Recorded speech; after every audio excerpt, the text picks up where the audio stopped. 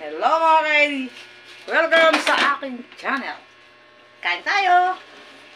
Sige, tataas ko pa ako. Makikita niyo pa yung pinanggalingan ng mga ano. Ang ulam ko! Anong kakainin ko? Totong! Totong! Saka kape. Ayan. Ang favorite na amosan ni Ate Elia. Ni Tita Ellie. Ni Ate Tina. Ayan. Tsaka, may kapartner naman. Kakalaman na tuyo. Pritong galunggong. Nakasinlaki ng tuyo. Pinagtatawa na ko yung sarili ko. Video, di ba? Kain tayo. Galing ko sa palengke, gugutom mo. Ay, mamayang hapon naman ako mag-vlog. Ay, mag-live. Kaya, hindi pwede i-live to. Madaya kong gagawin din yun. Hindi pwede mag-live. Hindi ko kayo ma-entertain. Ma-entertain. Ganito. Ako, alam niyo ba? Malapit nang matapos ang kaligayahan ko ng kantahan, ng sungsungan. Ang petsa na ba ngayon? Agis na ba? Basta kahit anong petsa ngayon. Sa 29, uuwi na naman ang apo ko. Nako, kinausap ako ng masisinan. Nag-ano kasi yun.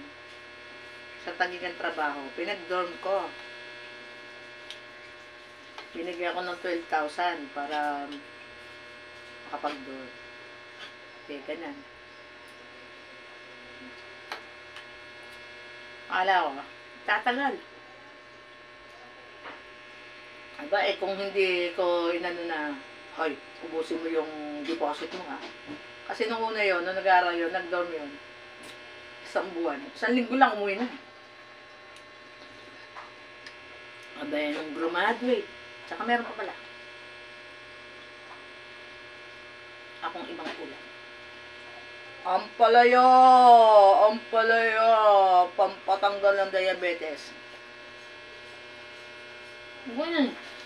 Kasi uuwi na sa 29. Kung ano yung sinasabi sa akin. Kasi wala naman kaming age gap nun eh. Para lang, kapatid. Usap. Sabi, Lola, usap nga tayo. Bakit? Ano daw? Ano din ba? Ano? Pinidyo ko lang ako. Tuloy na sa linggo. Sabi, uwi na ako sa 29. October. Saka, ba't uwi ka na naman? Nagugutom ako dito. Tapos sige, pag uwi ko, dahil kong dalang labahin. Hindi naman ikaw naglalaba eh. Para binibit-bit mo lang eh. Naku, ang dami reklamo. Sabi ko, paano, ano mo? Napapagod ka naman, pero mo tagig. Ang layo-layo. Araw-araw eh. Uwi, luwas uwi. Ganun. Ay, talaga, napakaray reklamo. Ay, siburete. Di bumigay na ako. Sabi ko, uuwi ka. Di mapupuyat na naman ako. Gigising na naman ako ng madaling araw.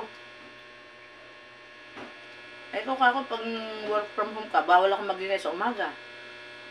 Pag naman ka ako sa gabi, bawal naman akong magpuyat. Pag may pasok ka, kasi nga, gigising ako na malaga. Sabi, tumigil ka na nakakakanta mo. Sabi ko, yun nga lang kaligayahan ko, may bigilin pa. Kaya kakanta man ako mga Biyernes at Sabado na lang. Linggo bawal. Ay, nako, talaga lang ang kalaban-laban. Ay, siyempre. Hindi naman masusuportahan ng ina yun. Ang mahirap yung broken family. O, sige, umuwi ka na. Busit ka.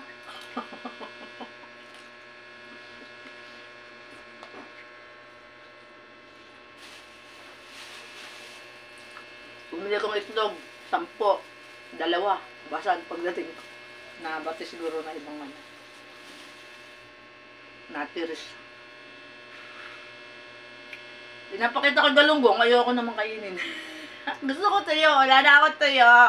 Sponsoran niyo ako na tuyo. Pag naman ito ni Mirna. Ganito lang ako kumain. Ang bagal-bagal na. Kahit nung bata pa ako, bagal ako kumain. Kahit ano ko nakain ko. Hindi sa umaarte ko. Ewan ko ba. Buti nga nakakapagkutsara na ako ng malaki. Dati, ang ginagamit ko lang. Nung bata ako, sa kanong dalaga ako, kutsarita. Pag gumamit ako ng malaking kutsara, nabubulunan ako. Ewan ba? Maliit yata lalamunan ko. Ano ba tawag doon? So, pag gusto dinadaanan ng pagkain. Sabi nga.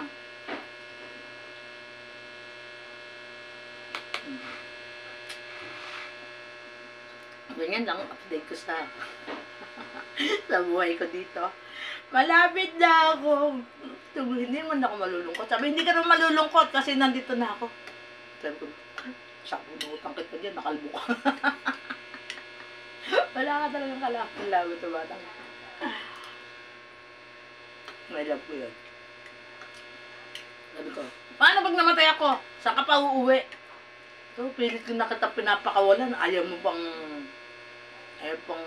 umalagwa. Lumipad ka na, kahit saan mo gusto. Sabi, 100 years pa rin ako mabubuhay. Huwag naman ganun. Baka ako may ugat na ako sa paano. Tutubo na ako sa lupa.